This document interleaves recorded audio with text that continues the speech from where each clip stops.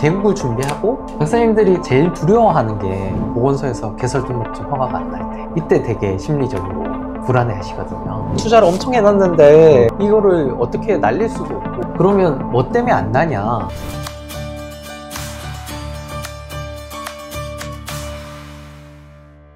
안녕하십니까, 세무회계 지킴의 강민우 회계사입니다. 신희망 회계사입니다. 이번 시간에는 약국을 개설할 때 이제 약사법 제20조 5항, 즉 개설 등록과 관련된 법률, 그런 부분에 대해서 조금 자세하게 한번 이야기를 해보도록 하겠습니다.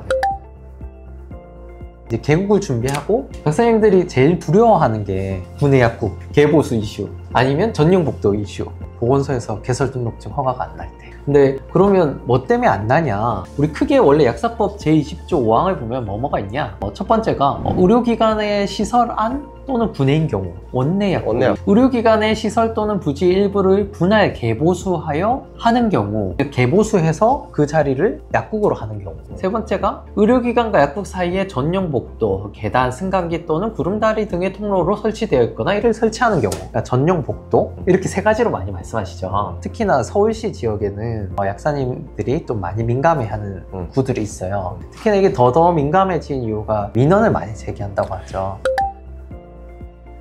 기본적으로 보건소 분들께서 적대적이라거나 조금 안 해주려고 하는 분은 잘 못 뵙고, 민원이 들어오니까 그분들도 조사를 좀 할 수밖에 없는 상황인 것 같아요. 보건소 담당자 입장에서 생각하면 완전 공무원이잖아요. 공무원들의 심리를 한번 생각해 봅시다. 공무원들이지만 약사님이기도 해요, 보통 그 담당자가 일반적으로. 근데 가장 무서운 건 뭘까요? 내가 어떤 행정 처리를 해줬는데 이거에 대해서 뭔가 잘못돼서 행정 소송이 들어왔거나 아니면 불복을 할 때 번거로운 일이 되잖아요. 그래서 점점 위험 회피적으로 되는 거죠. 불만의 주체가 둘이 생기고 서로 컨플릭이 있을 때가 이제 어려운 거가 되는 거예요. 그러니까 특히나 강남, 서초 이제 약국이 치열하게 대립하는 곳들 있죠. 사실 자리 하나 때문에 수많은 컨설팅들이 싸운단 말이죠. 자리를 하나 다 만들어 놨는데 다른 컨설팅이 여긴 약국 자리 안 된다고 신고하기도 하고, 사실은 정확히 말하면 경쟁 약사가 신고하는 경우도 있어요. 맞아요. 그러다 보니 현실적으로 공무원 입장에서 허가를 내줄 때 지방보다는 아무래도 서울 지역이 조금 더 허가가 어렵게 나는 경향이 있습니다.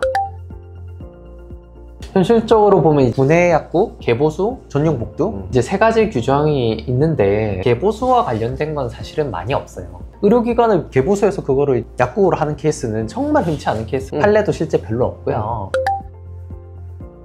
그 다음에 분해 약국 여부도 조금 있긴 해요. 그 분해 약국인 경우는 뭐 근처에 병원이 있거나 같은 부지라고 오해받을 수 있는 여지가 있는 것보다, 건물 하나가 통으로 병원인데 1층에 약국하고 1개 정도의 점포가 있는 거야. 딱 봐도 외관상 실지를 보면 이건 건물 전체가 병원인데? 라고 인지될 정도로 큰 병원인 거예요. 그럼 사실 이거 원내 약국 아닌가? 그거 판단할 때는 법원은 아주 구체적으로 본다고 돼 있죠. 그러니까 만약에 그 병원이, 그 건물이 병원장 거야. 그리고 건물의 관리 임대차도 병원장이 하고 있어. 그러면 사실 원내 약국의 이슈에 좀 가깝다 볼 수 있겠죠. 분해 약국도 이거를 건물의 용도, 건물의 관리, 임대차 소유 관계, 외관성, 실질성, 병원과 명칭의 공유, 뭐 이런 걸 종합적으로 판단한다고 돼 있거든요. 그러니까 사실 이거는 걸면 걸릴 수도 있죠. 전용 복도 이슈? 70% 이상이 전용 복도 아니에요? 이게 가장 일반적인 이슈 같아요. 약사님들이 실제로 제일 많이 겪는 게 이거죠. 병원에 나오자마자 바로 약국으로 연결된다는 거죠. 환자가 나온 동선을 정확하게 봤을 때 이게 약국을 스쳐 지나갈 수밖에 없게 돼 있더라. 그러면 사실상 전용 복도라 볼 수 있어요. 나중형 시설이 있어야겠죠. 특히나 이게 층약국이거나 건물이 통건물이 각종 병원으로만 돼 있을 때, 그때 이슈가 나오는 거니까. 아니야, 이미 다 완성된 건물이야. 거기에 병원 하나밖에 없고 여기에 우리 약국이 들어가려고 해. 그래서 사실은 복도 이슈가 나올 때는, 그런 건물이 생겼을 때는, 그러니까 약국은 무조건 개설 허가 나게 한 다음에 대부분 약국이 먼저 들어가야 돼요. 우리가 약사법의 가장 큰 문제가 뭐냐면, 지금 현재 약사법 제20조 5항에 이렇게 나열되고 끝났다는 거예요. 이 이하 법률이 없어요. 이게 가장 큰 문제인 거죠. 그럼 어떻게 되냐? 뭐 요즘에 뭐 위장점포 이런 얘기들도 나오잖아요. 근데 실제로 위장점포인가 아닌가에 대한 사실 여부를 그냥 판례 보고 판단할 수밖에 없는 거예요. 여기서 조금 약사님들의 불만을 삼는 것 중에 하나가 이 법률이 이렇게 좀 두리뭉실하니까 판례가 다 판단을 해주고 이 공무원들은 위험 회피적으로 변하잖아요, 점점. 근데 공무원들이 이제 판례를 공부하기 시작해요. 근데 공무원들이 판사는 아니잖아요? 공무원들이 판사가 아닌데도 불구하고 이 판례를 자기가 해석해서 거절한 사례들이 많이 나와요. 판례를 봐야죠. 아니 근데 판례를 보는 건 맞는데 근데 어쨌든 제가 말씀드리고 싶은 거는 이게 행정기관이지 사법기관 아니잖아요. 이 판례에 의해서 판단을 하는 주체가 되면 안 된다고 생각하거든요. 저는 판사도 여기 수많은 판례를 내려놨는데 약사법 제20조 5항에 대해서 판사마다도 조금 달라요. 판례에 대한 경향이. 근데 그거를 공무원이 먼저 이거를 컷하는 게 맞는가라는 저는 개인적인 의견입니다. 제 개인적인 의견은 그래요. 위장점포다 저것도 하나의 판례에 있는데요. 약국이 측약국을 하나 들어갔고 그 측약국의 옆에 꽃집이나 카페를 하나 차렸어요. 다중이용시설이 아마 측약국이 없었겠죠. 다중이용시설 측약국이 없었기 때문에 이게 전용복도이거나 원내 약국처럼 보이는 이슈가 있었기 때문에 점포를 하나 만드셨겠죠, 약국장님이. 판례를 봤을 때 판사들은 대부분 판례에서 뭐라고 했냐? 이 법률에 만든 취지를 볼 때 종합적으로 판단하라고 해요. 그렇기 때문에 판례에서 보면 이런 걸 많이 보더라고요. 그 점포에 실제 사람이 몇 명 이용했니? 그리고 그 점포에 뭐 매출이 발생했니? 매출이 얼마 발생했니? 그리고 그 점포가 실질적 운영 시간이 여기랑 겹치니? 그래서 전용 복도가 아니니? 뭐 이런 것들을 종합적으로 판단해서 판단을 내린 거죠. 그래서 보통 주변의 약국이나 다른 데서 민원을 제기할 때 실질성이 있는가? 없는가? 그 집이 장사가 아예 안 되면 안 되는 거예요. 그쵸. 실질적으로 경찰 조사를 할 수밖에 없어요. 판단은 법원에서 판단할 수밖에 없고 법률의 목적 자체가 공공의 이익을 위해서 만든 법률이거든요. 개인의 이득으로 문제가 있다고 소송을 할 수가 없어요. 그게 좀 특이하죠. 그래서 이 법률의 취지 자체가 구체적인 제가 볼 때 시행령하고 원래 밑에 이제 준칙까지 나올 수도 있잖아요. 그게 안 나오는 원인이 아닌가라는 생각이 들어요. 그러니까 대부분 원고나 피고가 한쪽은 약국이고 한쪽은 약사회거나 이래요. 뭐 예를 들어서 A라는 약국이 있었는데 B 약국이 불법으로 들어왔어. 근데 이 약국에 대해서 A가 공격하고 싶은 거예요. 근데 자기의 처방 주는 걸 객관적으로 증명하기가 사실 쉽지가 않거든요. 그래서 보통 A 약국의 지역 약사회가 공공의 이익을 해치는 단계에서 이렇게 한다면서 소송을 거는 게 일반적이죠. 이거 의약분업 때문에 생긴 거거든요. 이제 이렇게 분할됐을 때 국민의 복지가 더 늘어날 거라는 취지가 있었거든요. 그때 당시에. 담합하지 못하도록 하겠다는 법률이 강력하게 나왔는데 사실 이건 어떻게 보면 이권의 분할이었잖아요. 그 이후 시행령을 구체적으로 짜지 못하는 게 의사든 약사든 그 이권에 대한 부분에 대한 좀 침해가 될 것 같다고 생각이 들어요. 이걸 판단할 때 A 보건소는 될 만한 자리에도 B 보건소에서는 안 해주고 이게 지금 현실인데 예를 들어서 저기 전라남도 뭐 고창에 갔어요. 거기서 약국을 연다고 해요. 병원하고 그냥 같은 건물에 있어도 해줄 수도 있어요. 근데 서초구에서 측약국 열 때 다중이용시설 없습니다. 다른 점포가 없으면 절대 안 열어줄 거예요. 그 보건복지부에서 나온 약국 개설 등록 업무 처리 지침 같은 거예요.